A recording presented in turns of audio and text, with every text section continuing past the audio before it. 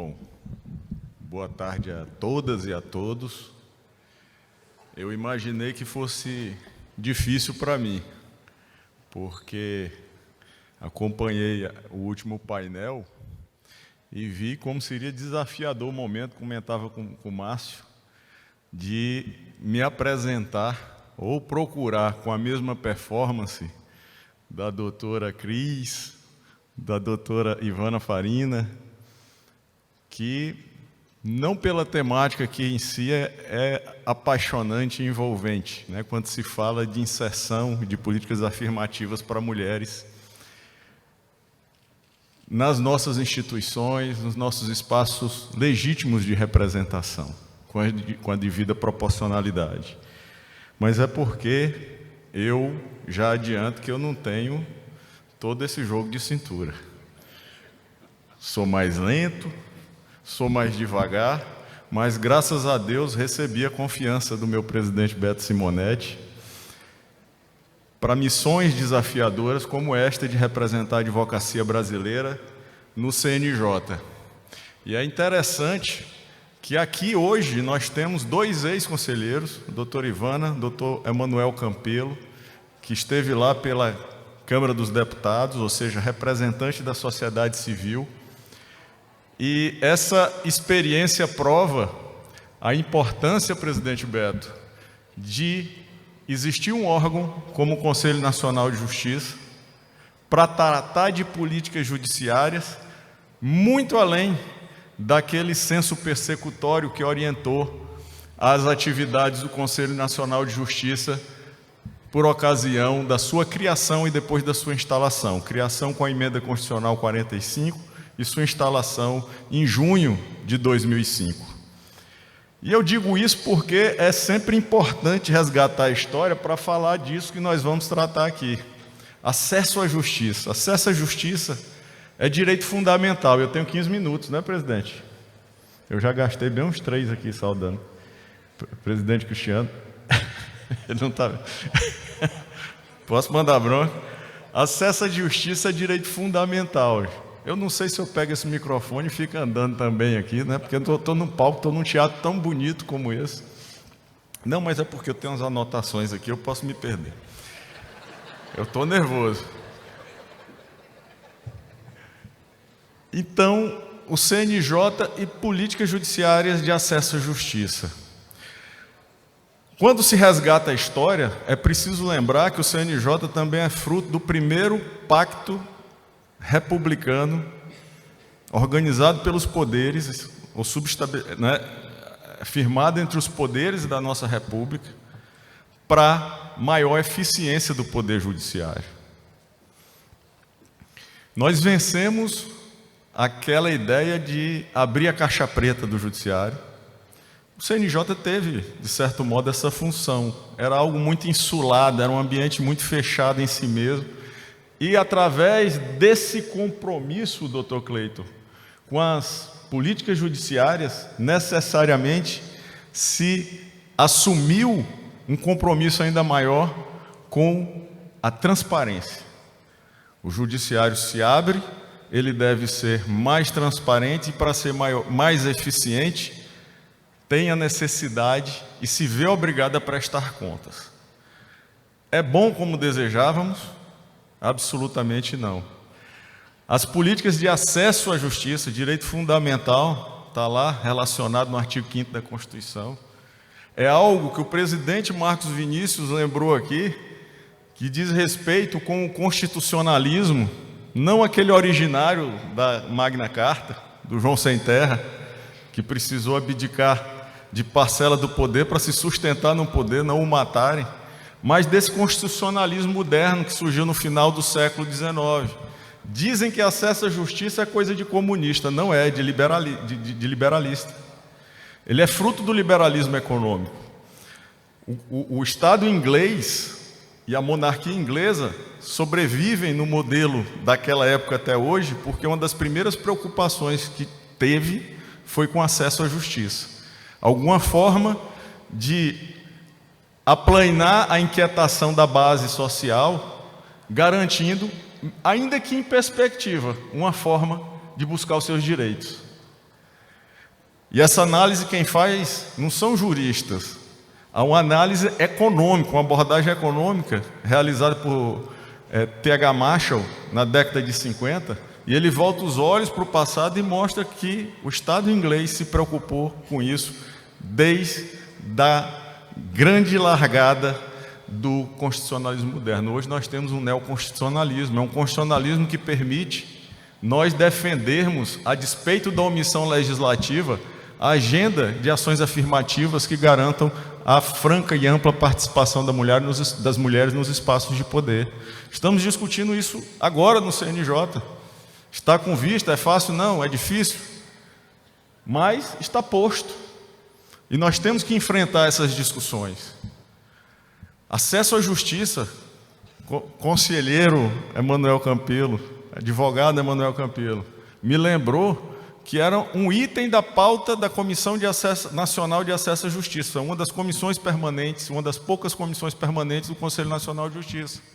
Em 2019, ela ganhou áreas de autonomia e independência, é uma comissão específica e também permanente para tratar só de soluções adequadas de conflitos, envolvendo todos esses métodos multiportas aí que nós importamos dos Estados Unidos, mas que precisamos adequar à nossa realidade.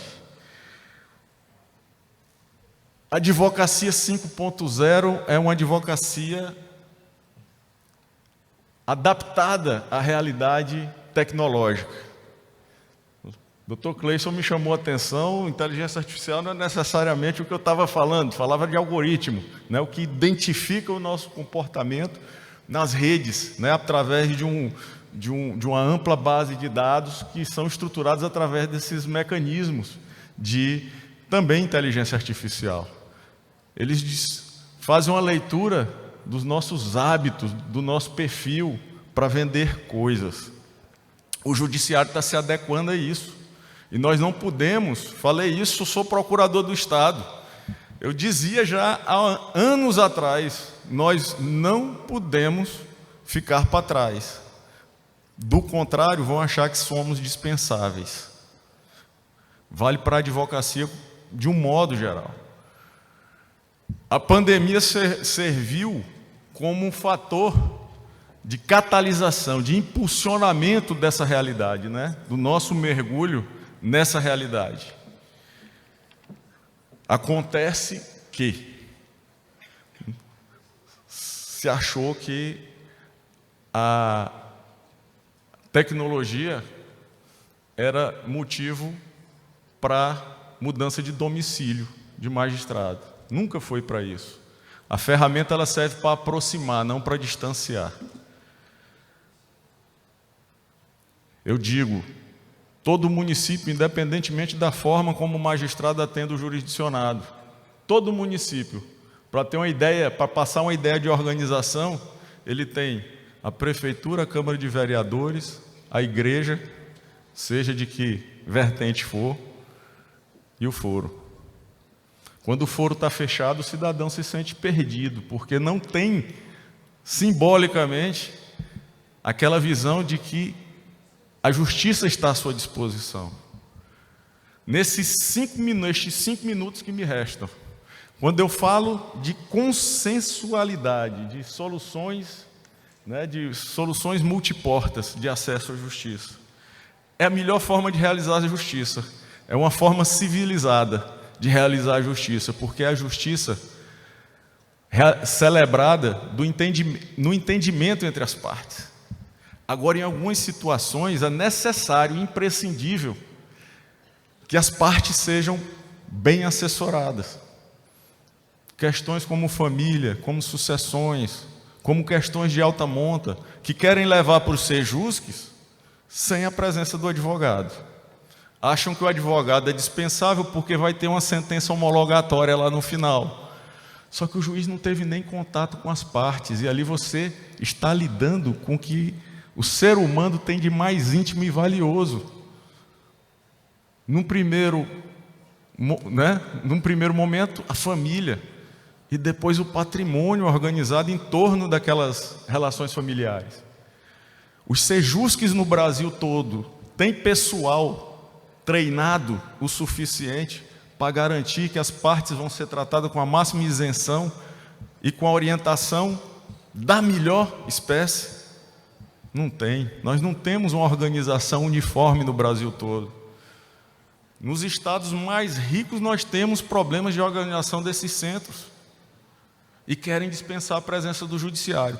É tão importante ter a presença do advogado que na solução, quando é extrajudicial por escritura pública, o que já é permitido no ordenamento jurídico, se exige a presença do advogado. Quando é no Sejusc, não. Vou dispensar uma orientação qualificada. Olha, o judiciário já ofereceu em determinado momento, lá no meu estado, um espaço perfeito para celebração de acordos em matéria de família. Sabe onde? Saiu no Fantástico, não sei se vocês lembram, mas era dentro de igrejas. Os pastores, os padres, orientadores religiosos de todas as espécies, ou seja, com dogma, como é que eu vou resolver problemas familiares que estão conectados com a ordem jurídica libertária, em que a mulher é igual ao homem?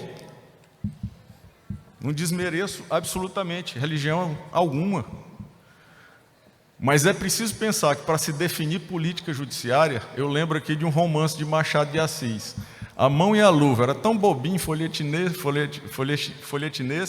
que é o segundo dele já ainda na fase romântica, muito criticado, antes do realismo, que o destacou como verdadeiro literato e é uma das maiores referências literárias do mundo e orgulho do nosso país, das letras do nosso país e da cultura do nosso país. E ele dizia o seguinte: é melhor, muito melhor, se contentar com a realidade. Se ela não for tão brilhante como o sonho, pelo menos ela traz a vantagem de existir. Se o judiciário não souber lidar com essa realidade envolve um estelionato educacional sem comparação no mundo. Nós temos 2.000 faculdades de direito abertas no país, não tem nem professor prestando de faculdade. Nós temos, estudando no nosso país, deixa eu ver aqui que eu tenho esse dado anotado, eu só preciso achar no meio dessa confusão. São 1.800, 700 para 800 mil alunos matriculados em faculdades de direito. 1.300.000 advogados inscritos nos quadros da Ordem dos Advogados do Brasil. E o Estado que praticou esse estelionato e vem agravando esse quadro da década de 90 para cá, quer lavar as mãos, quer dispensar o advogado. Num país de tantas diferenças como o nosso. Doutor Cleison, nós temos uma narrativa de litigância predatória que começou como advocacia predatória. Quando chegou para nós lá no CNJ, nós proibimos esse termo, é litigância predatória, porque é um problema sistêmico, que é utilizado como um argumento de captura do judiciário.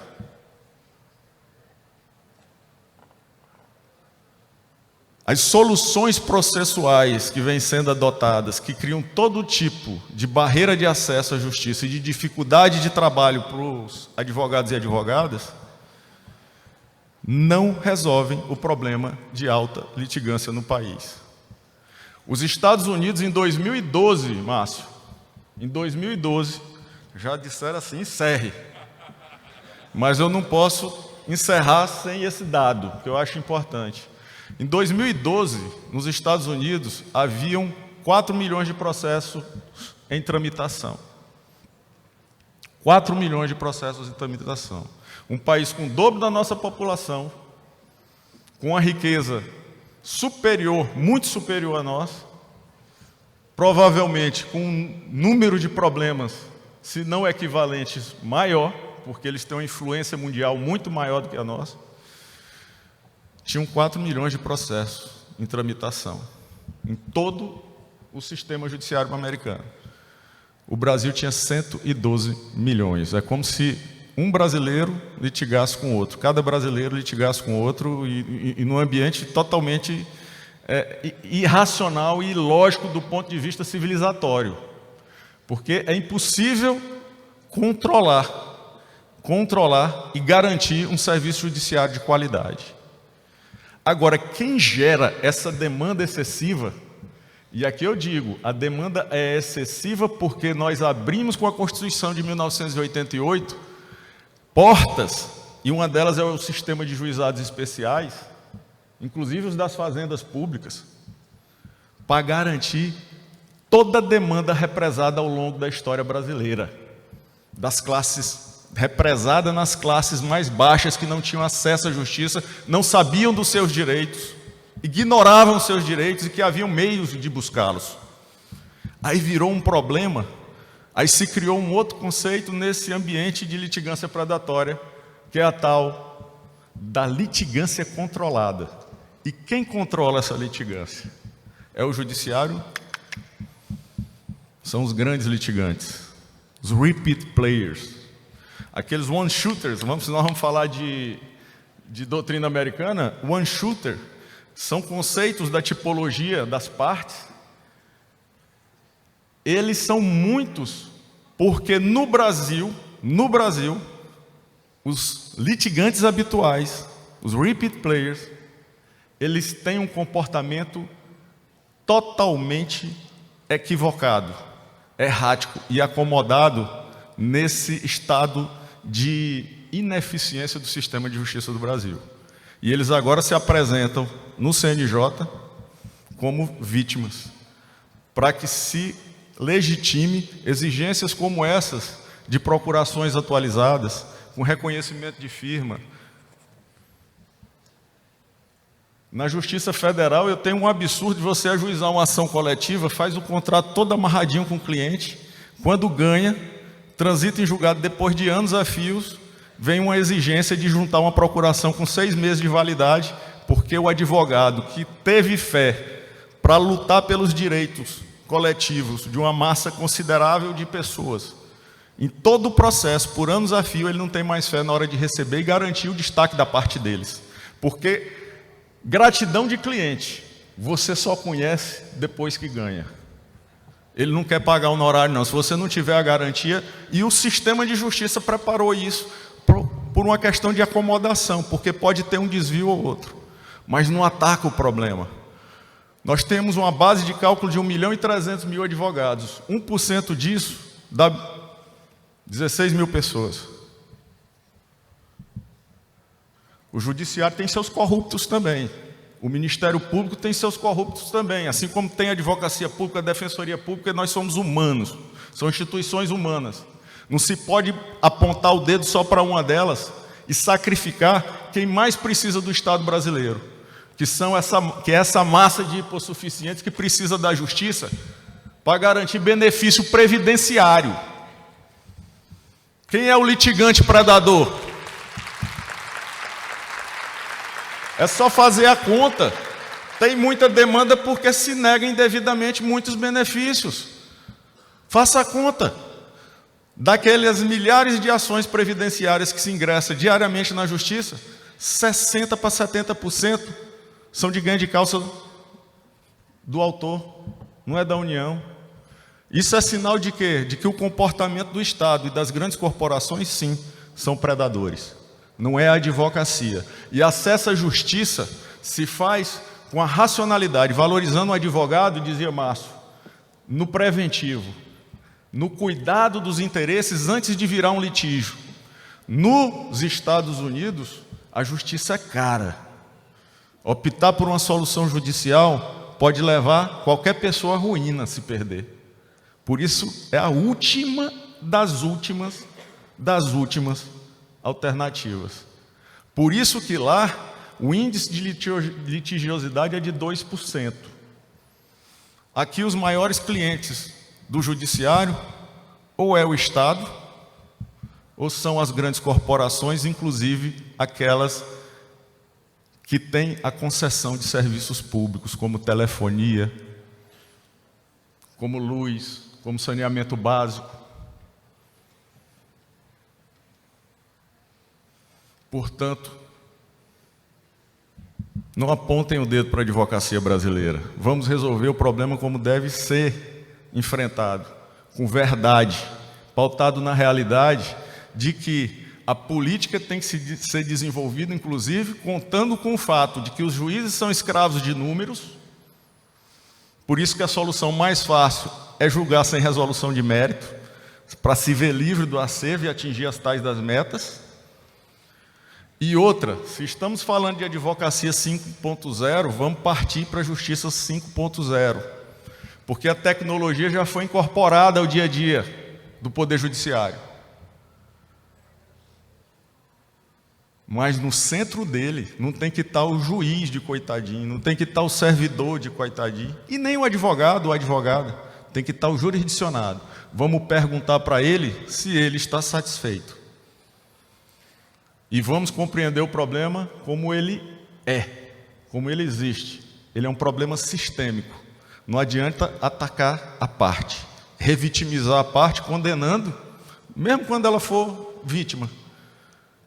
Em litigância de má-fé, em honorário de sucumbência, prenda o malfeitor. Aplique os precedentes. Inteligência artificial, algoritmo, serve para se aplicar precedente.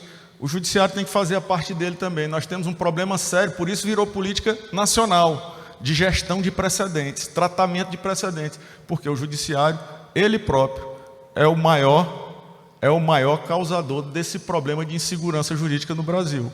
No mesmo tribunal se decide de 5, 6 formas diferentes. Isso não está correto. Vamos aplicar os precedentes, já se livra desse universo que ainda é grande hoje no Brasil, de 76 milhões de causas. Respeitem a advocacia. É o recado final que eu tenho para deixar para vocês. Muito obrigado e desculpe por exceder o tempo com minha emoção. Obrigado e parabéns, presidente Daniel, pelo evento. Augusto.